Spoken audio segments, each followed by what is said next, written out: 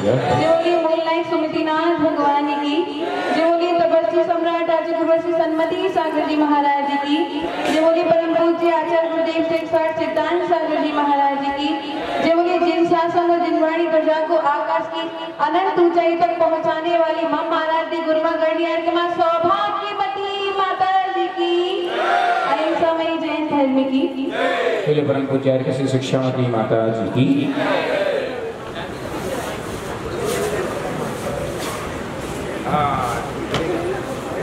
चांद के लिए सितारे बहुत हैं, चांद के लिए सितारे बहुत हैं, सितारों के लिए चांद एक है। सूरज के लिए किरणें बहुत हैं, किरणों के लिए चांद एक है।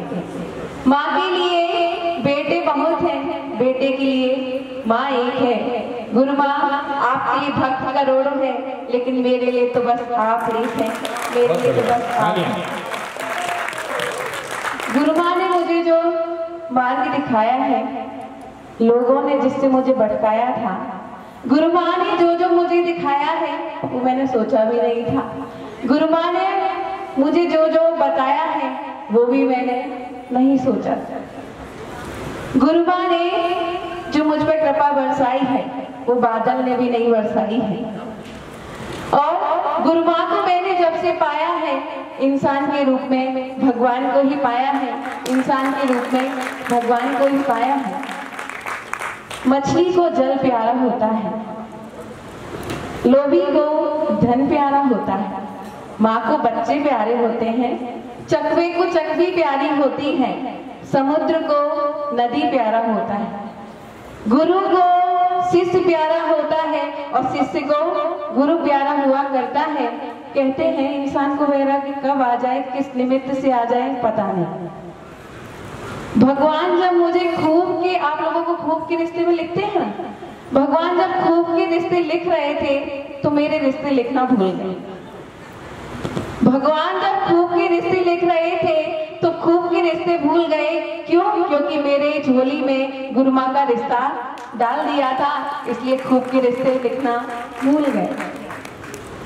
लोग कहते हैं माता जी आपको भूख नहीं लगती, आपको कभी मन नहीं होता, आपको कभी प्यास नहीं लगती, आपको ये माहौल देख करके कभी नृत्य करने का मन नहीं करता। श्रावक बहुत भोले हैं, कुछ भी पूछ लेते हैं। कुछ श्रावक पूछते हैं माता जी आपका कभी ऐसा मन नहीं करता कि मैं शादी कर लेती तो अच्छा होता। हमसे पूछा गया प्रश्न कि माता जी अगर आप शादी का मन होता, आपका मन हुआ हम लोगों को देखकर, ये सब साज सजावट देखकर आपका कभी मन होता है शादी कर लेते तो अच्छा होता? मैंने कहा नहीं, शादी की तो मेरे भी भाव थे, जब घर में गृहस्थ अवस्था में तब ऑब्वियसली भाव थे, लेकिन जब माता जी आए तो मेरे भाव, आप लोगों के जो शादीशुदा लोग हैं ना, लोग पूछ रहे थे कि क्यों भाव नहीं बनते, मैंने कहा आप लोगों की शक्ल देख करके मेरे भाव ही खत्म हो गए। शादीशुदा लोगों की शक्ल देख कर ही शादी के भाव ही खत्म हो गए। माता जी के पिताजी छत्तीसगढ़ में माता जी के लड़का देखने आए, डोंगरगढ़। इधर पिताजी लड़का देखने आए और इधर माता जी ने सोचा अच्छा मौका है निकल लो। इधर माता जी मोक्ष मार्ग पे निकली, इधर पिताजी लड़का देखने गए। लड़का देखने गए तो वापस के आए तो उससे पहले ही माता जी मोक्ष मार्ग पे निकल लिए। क्यों? आप लोगों को देखकर।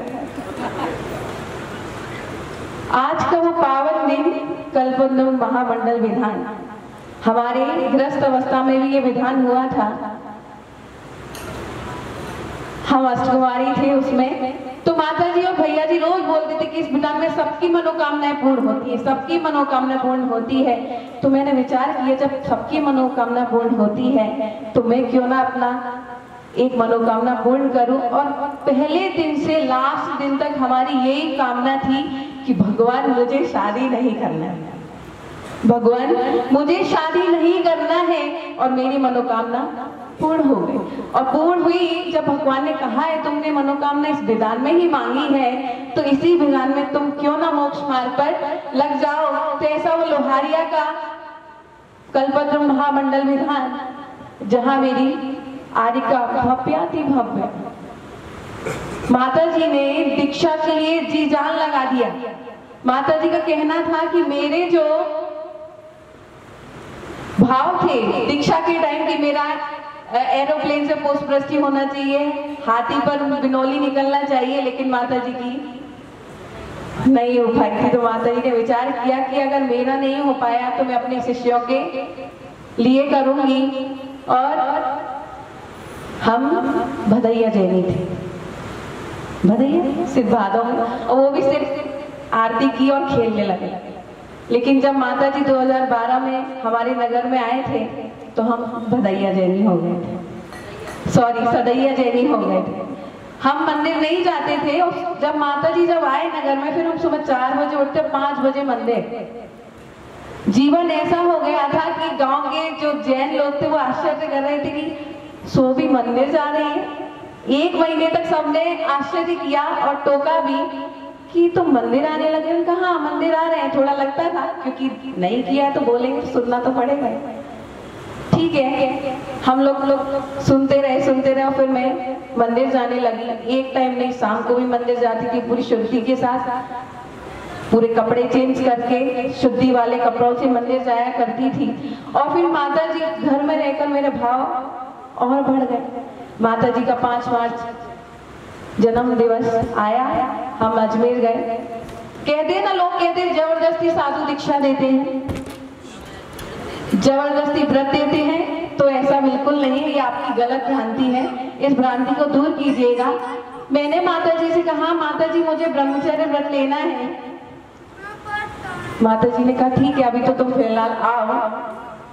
फिर मैं माता जी को अलग से रूम में ले गई। माता जी मुझे ब्रह्मचर्य व्रत चाहिए, और मैंने ये भी कहा कि अगर आप ब्रह्मचर्य व्रत नहीं दोगे तो मैं जिंदगी भर ब्रह्मचर्य नहीं लूंगी।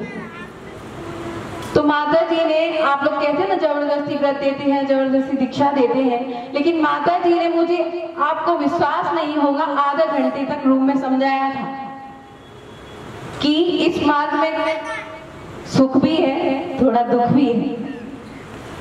माता जी ने बहुत कहा कि ऐसा ऐसा होगा। कोई बात नहीं माता जी, पहले मैंने कहा केस लोची तो है, आसान है, कर लेंगे, एक टाइम खाना है कर लेंगे, विहार करना है कर लेंगे। बोले ये तो सरल है, लेकिन समाज के कहने पर चलना वो बहुत कठिन है। मैंने कहा जब माता जी आप चल रहे हो तो फिर मैं क्यों नहीं चल सकती। जब मैंने माता जी से 2014 में 5 साल का ब्रह्मचर्य व्रत लिया, 2013 में 5 साल का ब्रह्म पूरा नहीं दिया था, वो भी पूरा नहीं दिया था, 5 साल का ही व्रत दिया था। और फिर मैं जोधपुर माता जी का विहार कराने गई, और जोधपुर विहार कराने गई तो वहां जोधपुर में पहुंचकर मेरा भाव हुआ कि मुझे इस मार्ग में निकलना है। तो मैंने माता जी को श्रीफल चढ़ाया कि मेरी एजुकेशन पूरी हो जाएगी तो मैं आ जाऊंगा। इतना ही श्रीफल चढ़ा करके फिर मम्मी पापा हमको घर ले गए। वहां जाके हम और वैरागी हो गए। ऐसा लग रहा था कि वहां पे मेरा कोई है ही नहीं, जो था वो छूट गया है पीछे। फिर एग्जाम थे, एग्जाम में मन ही नहीं लग रहा था, पढ़ने में मन नहीं लग रहा था। माता जी ने कहा पूरी साल पढ़ी हो, कुछ दिन की बात है, एग्जाम दे लो। दे लिए एग्जाम। एग्जाम खत्म हुए हैं 3 मई को, और उस दिन से हमने खाना पीना छोड़ दिया, क्योंकि पता है मम्मी पापा मानेंगे तो नहीं। फिर भी मेरा पुण्य था कि मान गए थे, और पापा ने कहा कि पहले तू खाना खा ले, फिर मैं तेरी बात सुनूंगा। खा लिया खाना। अब पापा बोले क्या चाहती है बताओ। मैंने कहा मुझे मेरी माता जी के पास जाना है। कहते हैं ना लोगों को भटकाना, मतलब इसके भाव कैसे ऐसा जानने के लिए बोलते हैं तुम इस संघ में चले जाओ, इस संघ में चले जाओ। मैंने कहा नहीं, मुझे तो मेरी माता जी के पास ही जाना है। पापा ने कहा ठीक है, फिर भेज दिया, क्योंकि मैं थोड़ी वैसी थी चंचल जिसको कहेंगे। तो मम्मी पापा को, घर वालों को विश्वास नहीं था कि मैं आज यहाँ पर बैठ जाऊंगी। उन्हें लगा था कि कुछ दिन के लिए जा रही है, मन नहीं लगेगा, सोले का खाना वगैरह देखकर वापस आ जाएंगे। 20 दिन बाद फोन आना स्टार्ट हो गए। मैंने कहा मुझे नहीं आना है। फिर मैंने 2014 में भीलवाड़ा में गुरु पूर्णिमा पर अपने आप को माता जी को समर्पित कर दिया, आजीवन ब्रह्मचर्य व्रत ले लिया था। फिर लोहारिया में वैसे मेरा मन ये था कि 5 साल बाद दीक्षा लूंगी, अच्छा मस्ती वस्ती करके 5 साल बाद दीक्षा लेंगे।